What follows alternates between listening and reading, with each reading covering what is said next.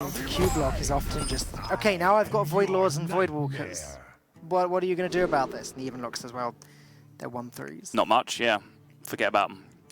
And I can see 2 Giants on one side of the board and none on the other side. Interestingly, though, it's the Q block that has the Giants. Yes. So if Monsanto can't draw himself, well, his own Mountain Giants by turn 3, maybe we're going to have a problem there. Right, and crucially, not just the 2 Giants, but the other 2 cards are not bad as well. Faceless Manipulator can become a 3rd Giant here, and Doomsayer can break that dynamic that I talked about right at the start, because Australia can now play that on their turn 3, potentially, blocking the first play of Giant from Canada, and then take over initiative themselves. I'm just waiting to see which card Monsanto ended up with, because this seems to be pretty decisive. Well, there's the Hooked Reaver you were talking about. So there's the punish for a couple Giant hits, but that's no good if Ginger Ninja has 2 8/8s on the board. Right. And Monsanto can't actually deal with those. Is there a clever way that Canada can use their Doomsayer to buy some time? There is. I mean, what I just said of Australia is true of the other side as well, but it only really helps if you then have the Giant or at least a Twilight Drake to tempo out after that. If it's just Doomsayer to buy yourself 1 turn, yes, you get 1 more life tap, but it's really not buying you any board tempo. Well, let's get to tapping. Yep. There really aren't many other options here. Job done. It's not the one.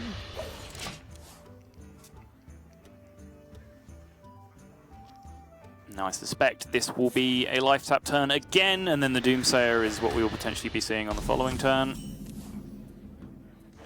Let's get to tapping. It's just like we're back in 2014 again. Do you miss those days? It's interesting. I retweeted a tweet earlier that was basically saying that this was the favorite meta game. I think it was Nostum, who I can't even remember who I retweeted. I just kind of mindlessly hit the button. But I think it was Nostum saying that he felt like this was the best meta game we've ever had. And I retweeted it in agreement. What I will say is the only one that really contests it for me is like Handlock, Patron Warrior, Control. I don't know, you'd say Patron Warrior. Yeah, Control Warrior, Patron Warrior, Handlock, Midrange Druid, Secret Paladin. Like that meta to me was like also one of the most dynamic that we've ever had. Like just 5 real powerhouse decks just smashing heads with each other and having different favorable matchups across the board. But yeah, this tap and try and find your Giant dynamic is kind of a throwback to that period where we saw a lot of Handlock mirrors. Honestly, this being the best competitive meta seems to be a very common opinion at the moment. It does. RDU was saying that in the interview the other last week, or earlier this week rather, and a lot of players have been saying that on Twitter over the last few days. An expansion coming out is always very exciting, but it's also going to be a little bit sad to see the end of this meta. Yep. There is the Doomsayer, as I predicted on turn 3. Now blocking this potential drop from Canada, consolidating Australia's first Giant on the board, and then they have a 2nd and a 3rd Giant if they want them with those Faceless Manipulators, and this has flipped the matchup right on its head. Yep. Funnily enough, this Doomsayer also prevents Canada from playing their own Doomsayer to prevent Australia from playing their Very Giant true. this turn. Preemptive Doomsayer attack. Oh, there it is.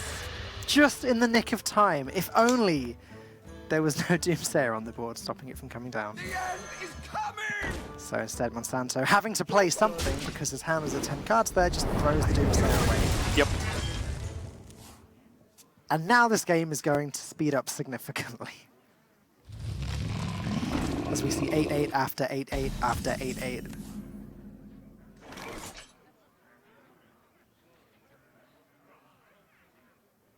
It's not so bad for Canada, though, for the very reason that you described earlier. Hooked Reaver will come into effect soon.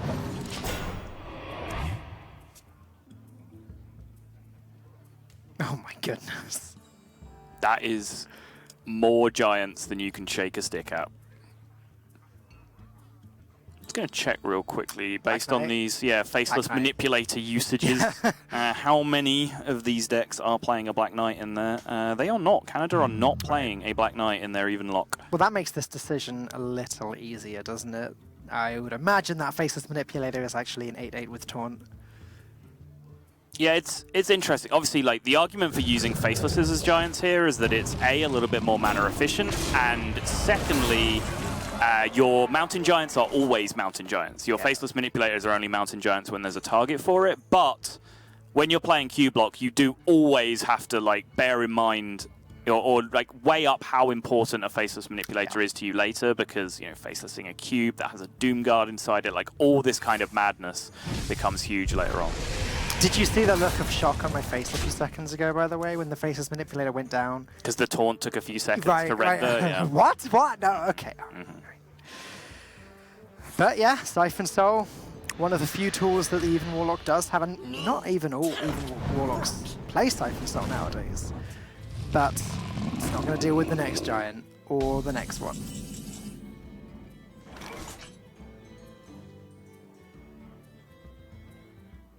I believe that is a base level spellstone in hand still as well. It is, yeah.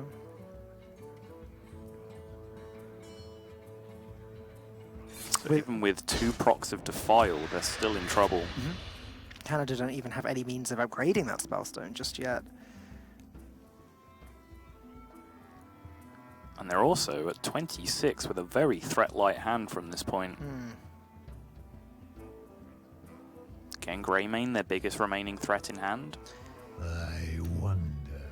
Is there any merit to just dropping the Doomsayer and hoping that that tanks the 8 damage from Ginger Ninja's giant? I doubt it. I feel like that is the one remaining Doomsayer, right? Because they threw away the first one into the opponent's Doomsayer early on. So I feel like there's probably a need to try and find a tempo swing with that Doomsayer later. Like, if you do end up getting some kind of Defile Spellstone clear, then that Doomsayer can at least buy you some time, and then maybe that curves into your Gul'dan, and you're able to take control of the board that way, or at least, like, drop a 7/7 with tempo afterwards, Again, this deck, even though it does play a ton of healing, and you are rewarded for dropping your health total low, so you don't have to panic just yet about a Mountain Giant running wild on the board and hitting you in the face. You just have to make sure the board doesn't get, irreparably out of control.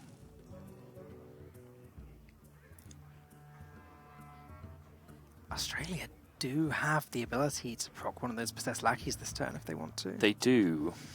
They also have the ability to cube a giant, but no opportunity to proc it, which is unfortunate because I would hope that